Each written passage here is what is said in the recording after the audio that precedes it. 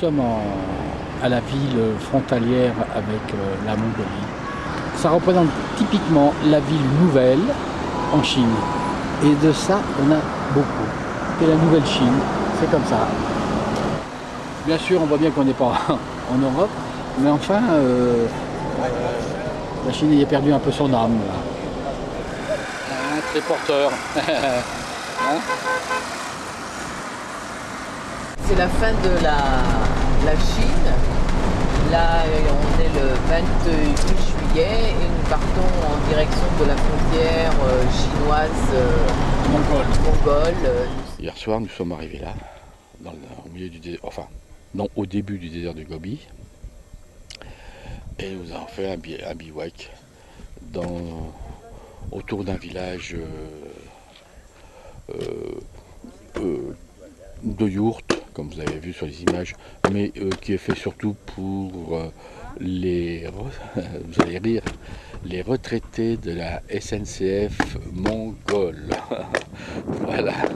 Oui, bah oui. Ça surprend un petit peu, expliqué comme ça, mais c'est pourtant comme ça. Et voilà. Je viens de faire un 360. Voilà le décor. Le soleil qui se lève. Voilà. Je ne sais pas si vous le voyez. Voilà. Et il n'y a rien. Aujourd'hui, on est le 29 juillet et on a 280 de pistes à faire. Vous entendez le bruit, on roule à 20 à l'heure et on est parti depuis 6h15, il est 9h30 et on a fait 72 km. Le point positif, c'est qu'il ne fait pas 45 degrés de chaleur comme hier, mais qu'il en fait que, je ne sais pas combien d'ailleurs, 25. Le frigo a baissé, il fait 16 degrés dans le frigo et c'est négatif en congélation. Et là, vous voyez, il y a des chevaux. Voilà. On vient de s'arrêter pour manger. Voilà, c'est le bivouac et nous sommes dans le désert de Gobi.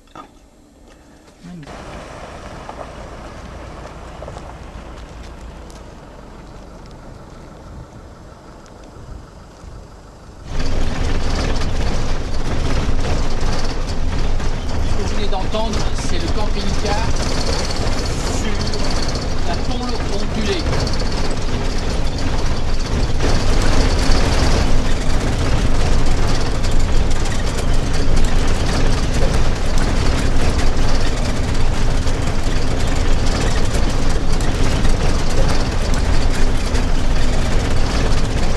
On n'a toujours aucun regret d'être venu. Hein. Nous, on est satisfait de ce qu'on découvre, de ce qu'on fait. Voilà, c'est quelque chose d'inoubliable. Hein.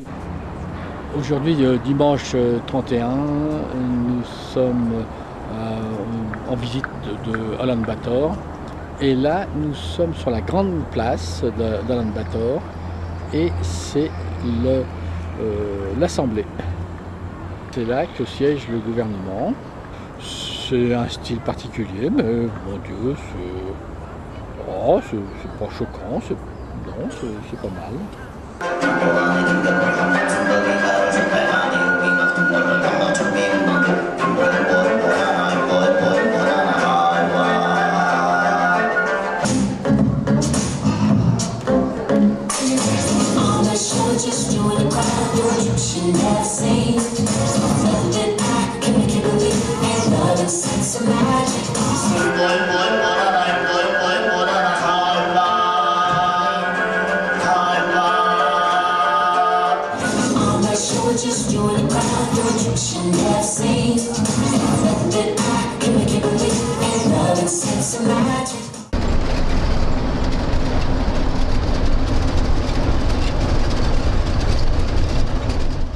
On vient d'arriver dans un village de yourtes. Alors c'est des nomades. La famille qui nous reçoit là a une trentaine de chevaux, une dizaine de vaches et 80 à 100 moutons et chèvres. Ils se déplacent 2 fois dans l'année.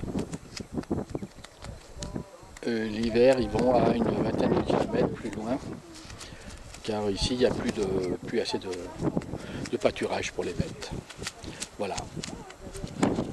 peut être cavalier, on peut être nomade, on peut être mongol et avoir la radio, le transistor. Vous l'écoutez?